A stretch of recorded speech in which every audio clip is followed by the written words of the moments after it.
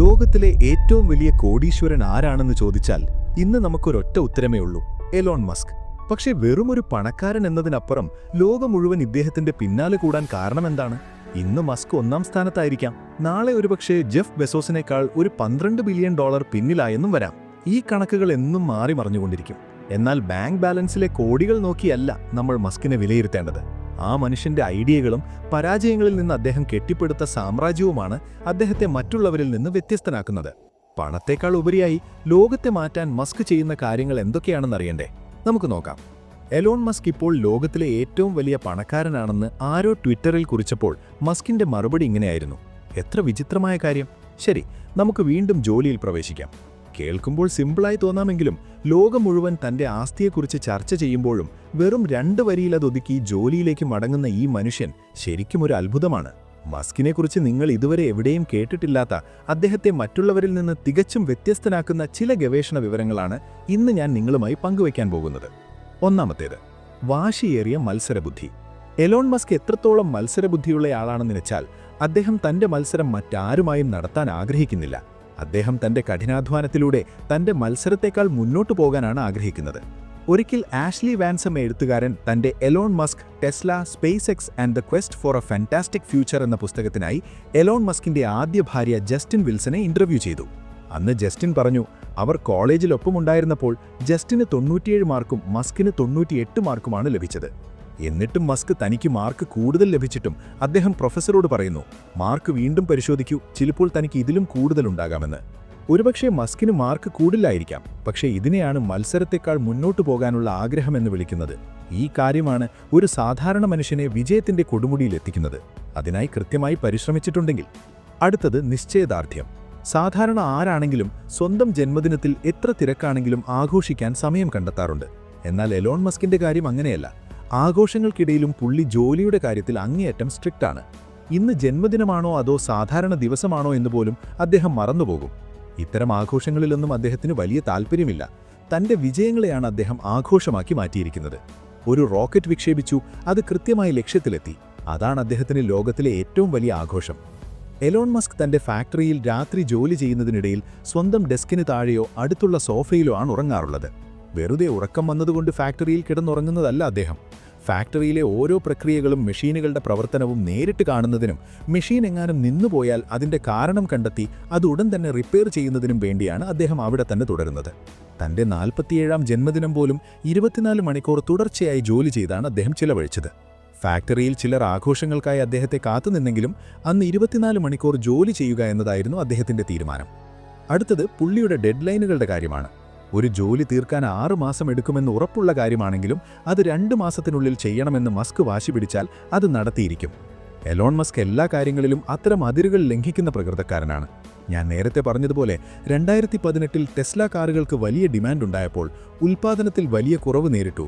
സാധനങ്ങൾക്ക് വലിയ ദൗർലഭ്യം അനുഭവപ്പെട്ടു. ഉൽപ്പാദനം വർദ്ധിപ്പിക്കുന്ന കാര്യത്തിലും അദ്ദേഹം സകല അതിരുകളും ലംഘിച്ചു. കേവലം 3 മാസത്തിനുള്ളിൽ അദ്ദേഹം ആ ദൗത്യം പൂർത്തിയാക്കി. 2018 ജൂലൈ, ഓഗസ്റ്റ്, സെപ്റ്റംബർ മാസങ്ങളിലായി ഏകദേശം അസാധ്യമെന്ന് തോന്നുന്ന രീതിയിൽ 50,000 കാറുകളാണ് അദ്ദേഹം നിർമ്മിച്ചെടുത്തത്. ഇപ്പോൾ ഏറ്റവും പ്രധാനപ്പെട്ട ഒരു കാര്യം ഞാൻ പറയാം. ഭാവിയിൽ ഇതായിരിക്കും ഇന്ത്യയിലും നടക്കാൻ പോകുന്നത്. ഒരാൾക്ക് ഡിഗ്രി ഇല്ലെങ്കിൽ പോലും ആവശ്യമായ വൈദഗ്ധ്യമുണ്ടെങ്കിൽ ടെസ്ല ജോലി നൽകുമെന്ന് നിങ്ങൾക്കറിയാമോ? പഠിക്കാൻ വേണ്ടി നിങ്ങൾ സ്കൂളിനെ മാത്രം ആശ്രയിക്കേണ്ടതില്ലെന്ന് ഒരു അഭിമുഖത്തിൽ എലോൺ മസ്ക് പറഞ്ഞിട്ടുണ്ട്. സ്കൂൾ നിങ്ങളെ വെറും 1% മാത്രമേ പഠിപ്പിക്കുന്നുള്ളൂ. ബാക്കി ഉപകാരപ്രദമായ 90% കാര്യങ്ങളും നിങ്ങൾ സ്വയം പഠിച്ചെടുക്കേണ്ടവയാണ്. കിങ്സ്റ്റണിലെ ക്വീൻസ് യൂണിവേഴ്സിറ്റിയിൽ എലോൺ മസ്കിന്റെ റൂംമേറ്റ് ആയിരുന്ന നവീദ് ഫറൂഖി എലോൺ മസ്കിനെക്കുറിച്ചൊരു കാര്യം പറഞ്ഞു.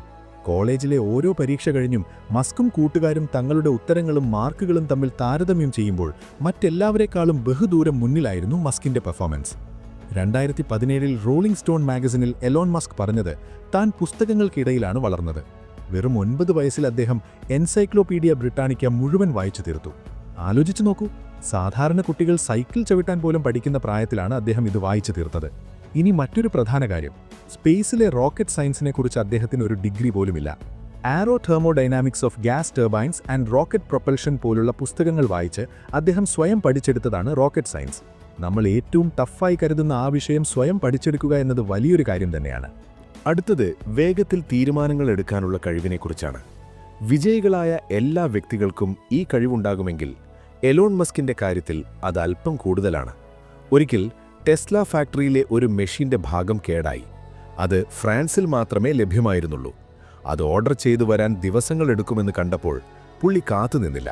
ജോലി തടസ്സപ്പെടാതിരിക്കാനും ഉൽപ്പാദനം വൈകാതിരിക്കാനും ഉടൻ തന്നെ തന്റെ സ്വകാര്യ വിമാനമെടുത്ത് ഫ്രാൻസിലേക്ക് പറന്നു. അന്ന് തന്നെ ആ സാധനം വാങ്ങി തിരിച്ചെത്തി. ഈ കാര്യം നിങ്ങൾക്ക് സാധാരണമായി തോന്നുന്നുവെങ്കിൽ മസ്കിന്റെ പെട്ടെന്നുള്ള തീരുമാനങ്ങളെക്കുറിച്ച് ഇനിയും ഒരുപാട് കഥകളുണ്ട്. 2006-ൽ ഫാൽക്കൺ 1ന്റെ സമയത്ത് ലോഞ്ച് വൈകിപ്പിക്കാൻ സർക്കാർ ആവശ്യപ്പെട്ടു. കാരണം അന്ന് അമേരിക്കൻ എയർഫോഴ്സിന്റെ ടൈറ്റൻ 4 റോക്കറ്റ് ലോഞ്ച് ചെയ്യാനുണ്ടായിരുന്നു. എന്നാൽ തന്റെ ഫാൽക്കൺ 1 വൈകുന്നത് മസ്കിന് സഹിക്കാനായില്ല. എന്തിനാണ് താനിത് പിന്നീട് ലോഞ്ച് ചെയ്യുന്നത് എന്ന് അദ്ദേഹത്തിന് തോന്നി.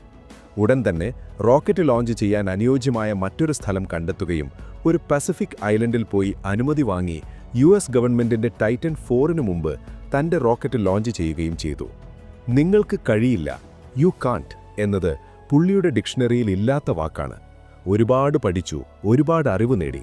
പക്ഷേ നിങ്ങൾക്ക് കഴിയില്ല എന്നതിൻ്റെ അർത്ഥം മാത്രം അദ്ദേഹം പഠിച്ചില്ല. പലപ്പോഴും എലോൺ മസ്ക് പെരുമാറുന്നത് എനിക്ക് കഴിയില്ല അല്ലെങ്കിൽ ഇത് നടക്കില്ല എന്നൊന്നും അദ്ദേഹത്തിന് അറിയാത്ത രീതിയിലാണ്. ആരെങ്കിലും അദ്ദേഹത്തോട് മസ്ക് നിനക്കിത് ചെയ്യാൻ കഴിയില്ല എന്ന് പറഞ്ഞാൽ അതിലെന്താണ് അത്ര അസാധ്യമായിട്ടുള്ളത് എന്നായിരിക്കും അദ്ദേഹത്തിൻ്റെ മറുചോദ്യം. ഒരു ഇന്റർനെറ്റ് ബാങ്ക് തുടങ്ങാൻ കഴിയില്ലെന്ന് പലരും പറഞ്ഞപ്പോൾ അദ്ദേഹം പേപാൽ ഉണ്ടാക്കി കാണിച്ചു കൊടുത്തു. 70-80 വർഷങ്ങളായും 100 വർഷമായും നിലനിൽക്കുന്ന വമ്പൻ കമ്പനികളുള്ള അമേരിക്കയിൽ ഇനി പുതിയ കാർ കമ്പനികൾ വരാൻ കഴിയില്ലെന്ന് പലരും വിധിയെഴുതി. സാധാരണയായി വലിയ കാർ കമ്പനികൾക്ക് ജനങ്ങളുടെ വിശ്വാസം നേടിയെടുക്കാൻ പതിറ്റാണ്ടുകൾ വേണ്ടിവരും. ഫോർഡും ജനറൽ മോട്ടോഴ്സുമൊക്കെ 100 വർഷം പഴക്കമുള്ളവയാണ്.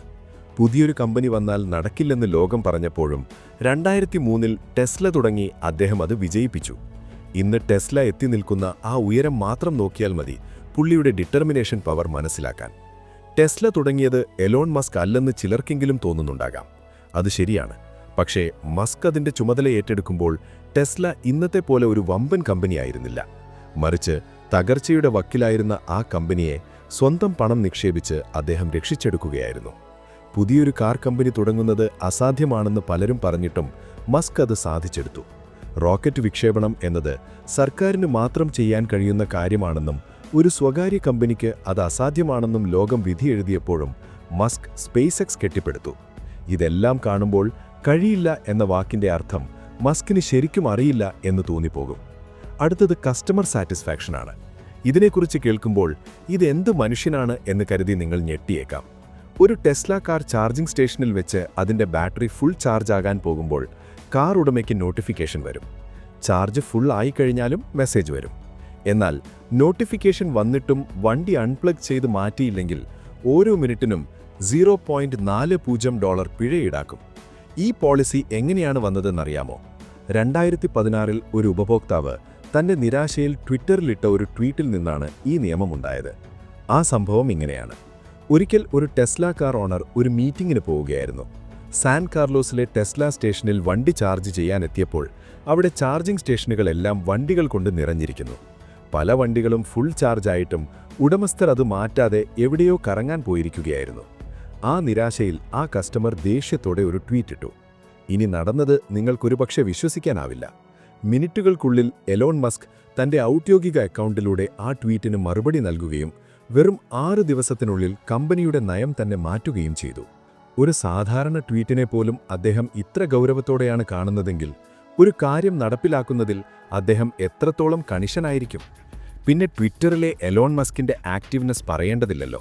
ഇത്രയും തിരക്കുകൾക്കിടയിലും അദ്ദേഹം അവിടെ സജീവമാണ്.